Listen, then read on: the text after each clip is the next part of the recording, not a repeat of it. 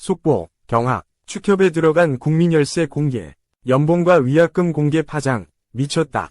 홍명보 대표팀 새 감독 연봉과 위약금 공개 파장 여기에 협회 지원금? 홍명보 감독이 차기 사령탑으로 내정되면서 역대 한국 축구대표팀 감독 연봉에 관심이 쏠리고 있다. 지난 7일 이임생 대한축구협회 기술총괄이사는 홍명보 연봉이 외국인 지도자 수준임을 시사했다. 차범근 전 감독 연봉은 약 1억 2천만 원 수준이었다. 1998년 프랑스 월드컵 아시아 지역 최종 예선에서 무려 6승 1무 1패라는 압도적인 성적으로 통과했다. 당시 월드컵 1승은 물론 사상 첫 16강 진출이라는 기대감이 컸다. 6위, 최강희 전 감독 연봉은 약 5억 원으로 알려졌다. 당시 전북의 지휘봉을 잠시 놓고 대표팀 선장이 된 최강희 감독 자신이 직접 임기를 2013년 6월까지로 정했다. 한국 축구를 월드컵 본선에 올려놓은 뒤 다시 전북으로 돌아가겠다는 의미였다. 5위, 조광래 전 감독 연봉은 5억 5천만 원으로 알려져 있다. 하지만 대한축구협회의 일방적인 결정으로 월드컵 아시아 3차 예선까지로 단 한 경기를 앞두고 불명예 퇴진했다. 4위, 허정무. 한국 축구대표팀을 2번이나 이끌었던 허정무 감독 연봉은 약 7억 원 수준으로 알려져 있다. 당시 2010 남아공 월드컵 본선 출전 32개국 중 20위였다. 하지만 실제 받은 연봉은 약 5억 원 수준인 것으로 전해졌다. 허정무 감독은 국가대표 감독으로 사상 최초 원정 월드컵 16강 진출이라는 쾌거를 이뤘다. 3위, 신태용 전 2018년 러시아 월드컵 수장이었던 신태용 전 감독은 연봉 약 6억 5천만 원을 받았다. 본선 진출 32개국 감독 중 스웨덴의 얀 안데르손 감독과 함께 공동 25위에 올랐다. 신태용 감독은 지난 2018년 성적 부진으로 경질된 슈틸리케 전 감독에 이어 소방수로 투입됐다. 특히 당시 피파 랭킹 1위였던 독일을 상대로 2에서 0 승리를 거두며 이변을 일으켰다. 2위, 홍명보 전 감독 연봉은 약 8억 원 수준이었다. 홍 감독은 2013년 6월 최강희 감독 후임으로 대표팀 지휘봉을 잡았다. 하지만 2014 브라질 월드컵에서 1무 2패로 조별리그 탈락 후 비판 여론에 지휘봉을 내려놓았다. 1위, 홍명보. 차기 사령탑 홍명보 연봉은 약 10에서 20억 원으로 추정되고 있다. 지난 7일 이임생 이사는 외국인 감독과 연봉 차이가 나는 부분은 당당하게 요구했다. 액수는 밝힐 수 없다. 다만 이제 한국인 감독들도 외국인 감독 못지않게 대우를 받아야 한다고 생각하고 있다. 고 전했다. 10일 YTN 보도에 따르면 벤투 감독은 사단으로 움직였지만 감독만 보면 18억 물결표 20억 원 수준의 연봉을 받은 것으로 알려졌다. 클린스만 전 감독은 30억 정도 수준이었다. 매체는 홍명보 감독이 울산 HD 부임 연봉 10억 원으로 당시 파격적인 계약을 맺었다고 전했다. 홍 감독은 지난 2020년 12월부터 울산을 이끌어왔다. 이어 이임생 이사 발언으로 볼 때 홍명보 감독 연봉을 10에서 20억 원 수준으로 추정했다. 다만 연봉을 조금 더 받는 액수 때문에 대표팀 사령탑을 수락하지는 않았을 것이라고 전했다. 이날 홍 감독은 울산 문수축구 경기장에서 열린 광주FC와의 정규리그 홈경기가 끝난 후 기자들과 만나 대한축구협회의 감독 선임을 받아들인 이유를 밝혔다.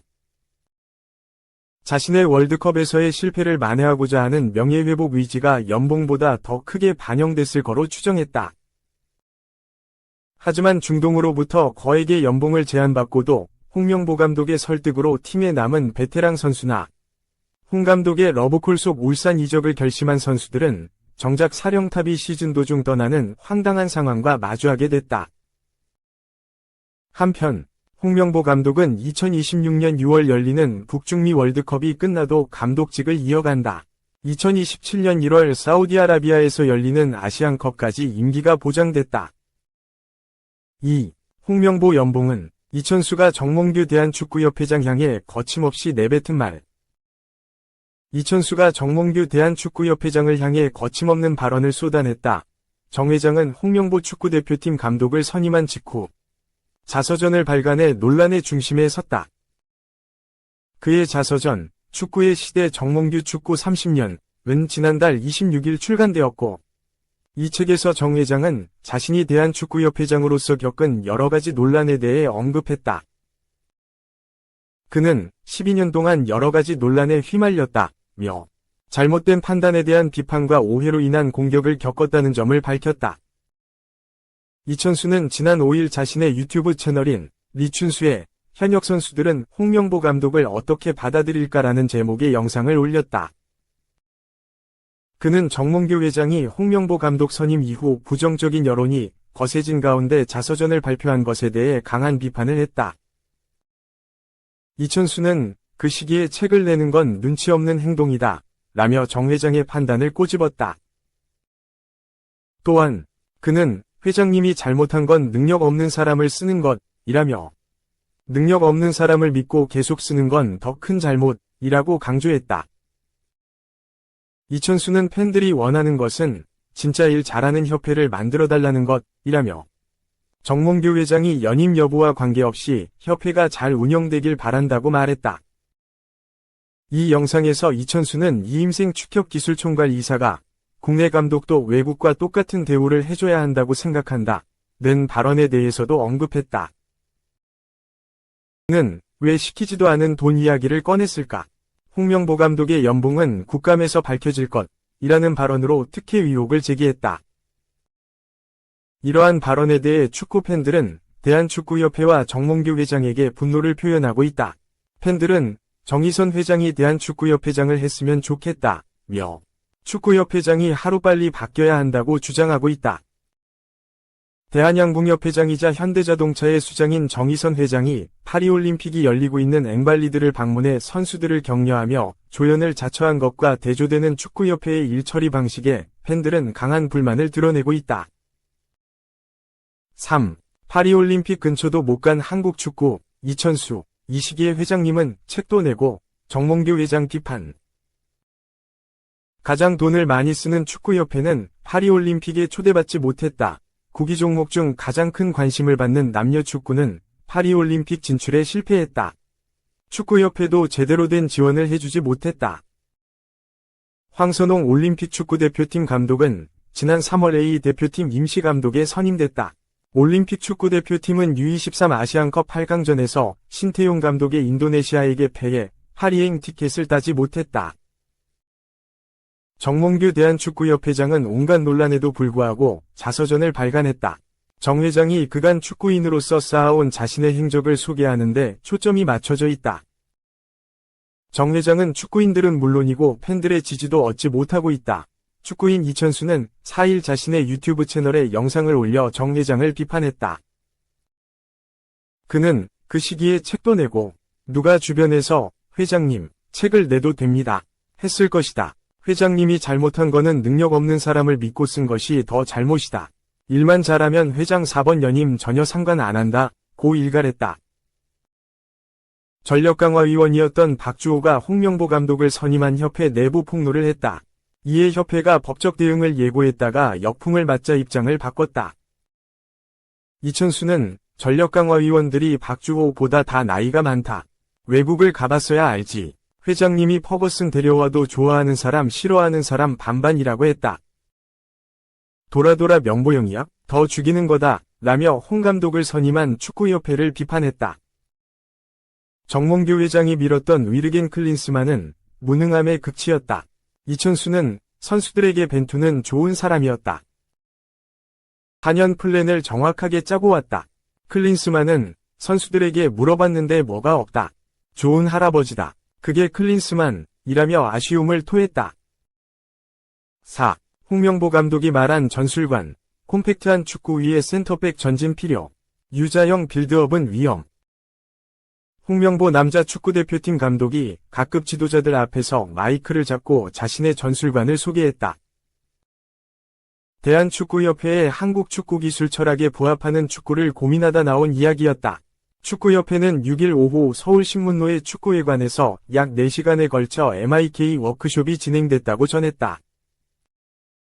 이임생 기술총괄이사, 홍 감독을 비롯한 기술본부 소속 연령별 대표팀 지도자, 전임 지도자, 전임 강사, 전력분석관 등 총 30여 명이 참석했다.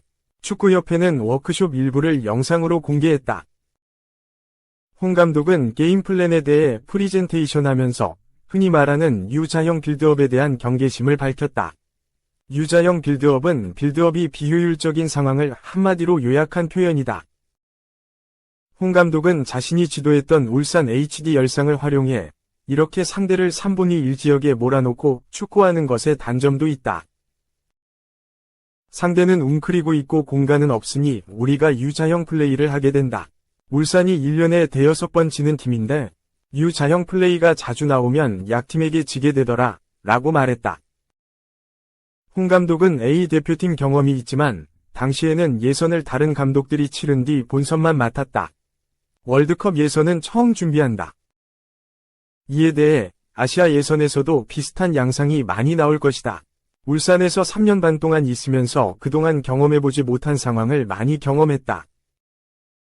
지금은 방법을 찾아가는 상황이다. 라며 강팀 입장에서 경기를 운영해본 경험을 바탕으로 대표팀에서도 답을 찾겠다고 말했다. 또한 홍 감독은 중앙 수비수가 뒤로 처지지 말고 팀 동료들이 전진할 때는 반드시 간격을 지켜 전진하는 게 중요하다는 생각도 이야기했다.